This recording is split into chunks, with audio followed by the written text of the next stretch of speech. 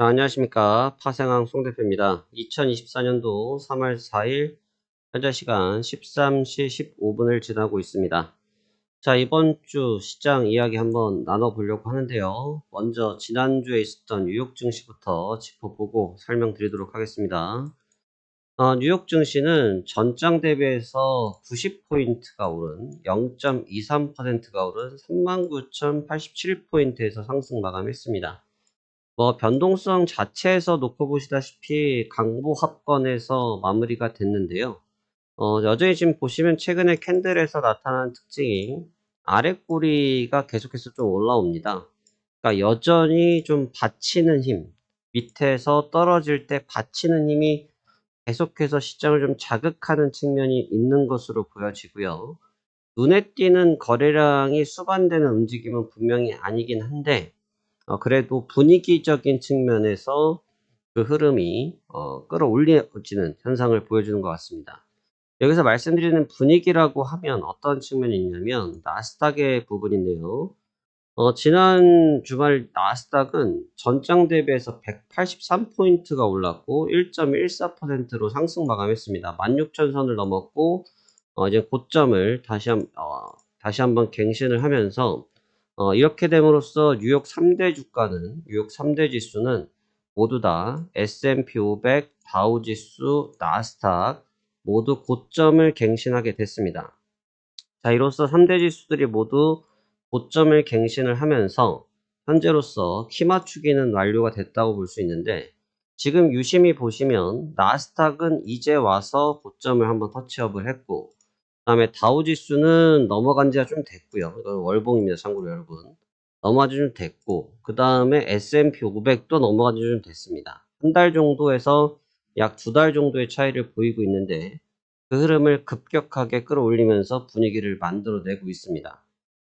근데 여기에 이제 동참하고 있는 것이 누구냐라고 말씀을 하면 결국 이제 엔비디아인데, 글쎄요, 저는 엔비디아 주가 계속 어려운 것 같습니다. 엔비디아의 주가가 어렵다는 얘기는 뭐냐면, 기술적으로도 그렇고 주가의 흐름상 꺾인 상태에서 이걸 다시 한번 들어 올렸거든요.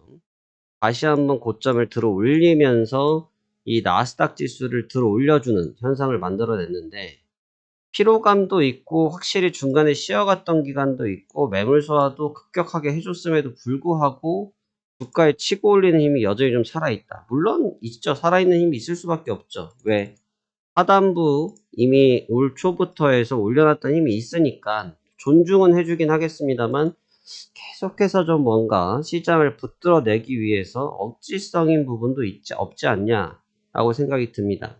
그래서 왜 그러냐면 거래량이 계속 터져요, 여러분. 거래량이 계속 터집니다. 우리가 주식의 기본 논리지 않습니까? 거래량이 터진 주식은 어떻게 된다. 거기까지 제가 말씀을 이어붙이진 않겠습니다만, 결국 거래량이 터지면서 밀리는 현상들은 어쩔 수 없을 거라고 보여지는데, 이 엔비디아의 움직임이 좀 그렇고, 난 사실 엔비디아보다는 더 신경 쓰는 게 이제 AMD입니다. 근데 AMD도 보시면 어떤 현상이 있냐면, 전거래일 양봉 때 있었던 거래량만큼 다음날 고점을 갱신하면서 똑같이 거래량을 터뜨리거든요. 역시나 매한가지로 매물을 터뜨리고 있다. 아시겠지만 엔비디아랑 AMD 대표님들께서 그 친인척 관계 아닙니까? 그 두 종목의 분위기가 좀 흡사한데, 관련된 뉴스를 검색해 보시면 나오겠습니다만 좀 자사주 매각을 좀 하고 있어요, 다. 그러니까 지금 자사주를 매각을 한다. 대표들이 주식이 조금 이제 정리가 되고 있다. 이런 분위기도 한번 고려를 해봐야 될 것 같고, 그다음에 이제 기관 쪽에서의 브리핑 뷰 자체가 이제 셀 포인트가 좀 갖고 있다 보니까 투자 의견에 대해서 공격적으로 계속 볼 수 있을까? 조금 의구심이 들긴 합니다. 그래서 해당 두 종목의 분위기가 분명하게 강하기 때문에 만들어진 증상인데, 이걸 어떻게 봐야 될지 좀 고민스러운 부분이고요. 그래서 이로 인해서 지금 이 구간, 바로 이 구간이 바로 문제의 구간대인데, 그냥 묻지도 않고 그냥 끌어올려 버렸습니다. 묻지도 않고 그냥 끌어올렸다. 그러니까 엔비디아가 사실은 시총이 지금 시총 3위라고 합니다만, 시장에서 지배력이 제일 높지 않습니까? 엔비디아 자체가 시장의 지배력이 제일 높아요. 그러니까 지배력이 제일 높기 때문에 그 지배력을 감당을 못하죠. 그로 인해서 그냥 밀어붙여서 가버렸다. 그냥 밀어붙여서 가버렸다. 그러니까 경제지표가 발표됐을 때 이 세부적인 항목을 좀 보셔야 되는 게 뭐냐면, 경제지표를 발표를 했거든요. 경제지표를 발표를 했는데, 경제지표가 발표가 되면서 주가가, 이 당시가 이제 제조업 지수랑 미시건대 소비 지수가 나왔는데, 급등이 나왔어요. 이 구간이. 근데 급등이 나왔는데 보시면, 바로 급락으로 전환이 되면서, 보합으로 전환이 됐었단 말이죠. 그리고 나서 개장을 하면서 엔비디아 쪽과 그다음에 AMD 쪽의 흐름으로 새벽 막판에 주가를 2시경부터 들어올렸어요. 2시경까지만 해도 주가가 좀 스테이블하게 1시 전까지는 좀 스테이블하게 있던 상태에서 갑작스럽게 힘을 받으면서 이 종목 두 개가 끌어올려졌다는 거죠. 그러면서 나스닥의 주가 움직임이 나타났는데, 최근에 나스닥의 경향 자체가 뭐 엔비디아랑 AMD 쪽에 영향을 너무너무 많이 받다 보니까 뭐 어쩔 수 없이 피할 수 없는 움직임이었다고 하지만, 그래도 좀 과도한 집중도가 눈에 띄는 건 사실이다. 이와 같이 눈에 띄는 증상이 나타났을 때 후폭풍이 지금 계속 나타났었으니까, 그동안 장에서 놓고 보시면 조정 구간에서 나타났을 때 그 현상들이 계속 반복해서 나타났으니까 그 두 종목의 움직임을 안 볼 수가 없는 상황이 돼버린 거죠. 그래서 여하튼 그로 인해서 파동이 다시 한번 형성이 되면서 조정 파동을 받고 있던 상태에서 조정 파동을 꺾어서 돌려버렸고, 돌린 이후에 지금 추세가 살아있는 상태입니다. 이제 이번 주는 굉장히 중요하죠. 이번 주는 또 왜 중요하냐면, 이번 주는 연달아서 파월 연준 의장의 발언이 지금 질비하게 깔려 있습니다. 지금 파월 연준 의장은 계속해서 긴축에 대한 표현을 언급하면서, 인플레이션에 대해서 언급을 하면서 경제 지표에 주목을 하고 계시죠.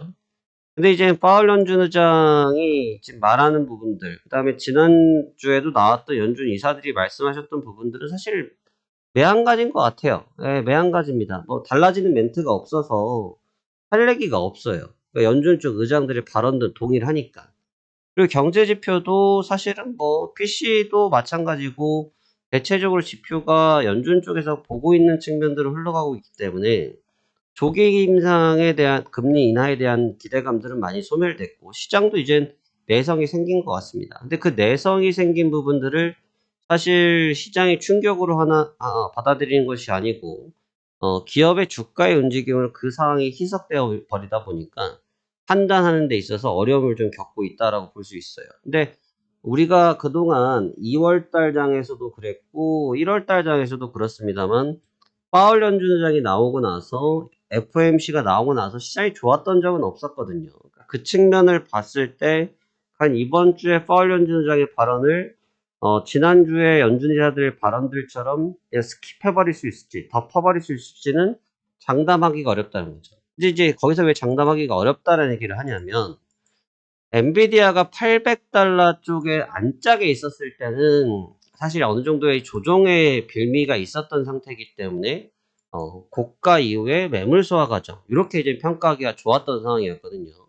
근데 요 과정이 지금 아니고, 이 상황이 지금 아니고, 얘가 지금 800불 위로 다시 돌아온 상태가 되다 보니까 어쩔 수 없이 애를 볼 수밖에 없는 상태가 된 거예요, 엔비디아를. 그러니까 AMD도 올라오고 뭐도 올라오고 한다고 하지만 엔비디아가 그래도 최고입니다. 뭐 델도 움직이고 했습니다만 엔비디아가 최고예요. 왜냐하면 계속해서 주가를 주도한 게 엔비디아니까. 근데 오늘 블룸버그에서 나왔던 뉴스가 있어요. 한번 검색해 보세요. 제가 뉴스는 언론사들의 부분이 저작권이 있을 수 있으니까 제가 굳이 그 부분까지 열지 않겠습니다만, 블룸버그 쪽에서 말을 하기에도 지금 테슬라 얘기를 하고 있어요. 근데 지금 보시면 이 테슬라 쪽에서 움직였던 주가 흐름이랑 얘랑 지금 무슨 차이가 있는지를 잘 모르겠다 이거죠. 그러니까 지금 엔비디아가 두려워할 수밖에 없는 부분이, 버블이 깨진다 이런 논리는 저는 아니라고 봐요. 왜냐하면 엔비디아에서 만들어내는 제품들은 저도 쓰고 있고 저희 회사도 쓰고 있고 여러분들 PC도 아마 대부분 쓰고 계실 거예요. 그리고 테슬라도 마찬가지로 뭐 요즘에 최초에 나왔을 땐 거의 뭐 잘 못 보다가 요즘 뭐 길거리 돌아다니다 보면 다 테슬라 전기자동차 많이 보이지 않습니까? 마찬가지예요. 사실 이 친구의 버블이 깨졌다의 논리가 아니라 단순하게 주가적 측면이라고 보셔야 될 것 같은데, 얘 동작이랑 지금 이 동작, 그 다음에 요 동작, 요 동작 거의 지금 흡사한 것 같아요. 거의. 기술적으로 접근했을 때 그렇습니다. 그러니까 이러다 보니까 나오고 있는 얘기들이 테슬라 사건을 잊지 말자. 이러한 뭐 관점을 뉴스 나왔거든요. 한번 검색하셔서 읽어보십시오. 그러니까 그 내용들을 저도 유출을 해본 바. 그리고 그 내용이 없다 할지라도 저는 테슬라를 같이 비교해서 많이 봤었기 때문에 지금의 이 상태에서 이게 어떻게 된다라고 말씀을 못 드린 이유 중에 하나가 바로 이런 상황 때문에 그렇다는 거죠. 그래서 만약에 여기서 기습적인 게 아니라 계획적인 매물 출회가 나타나고 매물 소화 과정을 전개되었을 때 받을 수 있는 충격은 여러분이나 제가 생각하는 것 그 이상이 나타날 수 있다는 겁니다. 그러니까 그런 부분들은 분명히 주의를 해야 될 것 같고요. 그런 부분을 주의하면서 이번 주를 봐야 될 것 같아요. 그렇기 때문에 고점을 넘어간 엔비디아 그리고 다시 나타나는 파월 연준 의장 이 두 명의 충돌이 어떻게 시장을 주도할 것인지 우리가 심도 깊게 살펴보셔야 될 것 같습니다. 자, 오늘은 이러한 내용을 가지고 좀 집중적으로 시장 보셨으면 좋겠고요. 또 해당 관련된 내용들에 대해서 빠르게 또 같이 확인하고 싶으시다고 하면 파생한 송 대표 채널에 대해서 구독과 좋아요를 확인해 주시고 여러분들께서 더욱더 관심도가 있으시다고 하면 하단에 카카오톡에 체험 신청하신다고 하면 함께 해당 내용들을 같이 한번 살펴보실 수 있을 것 같습니다. 자, 그러면 이번 주도 성공 투자하시길 바라며 시장이 굉장히 어려운 것 같습니다. 잘 풀어가셔서 좋은 결과 있으시길 바라겠습니다. 감사합니다. 화생항 송 대표였습니다.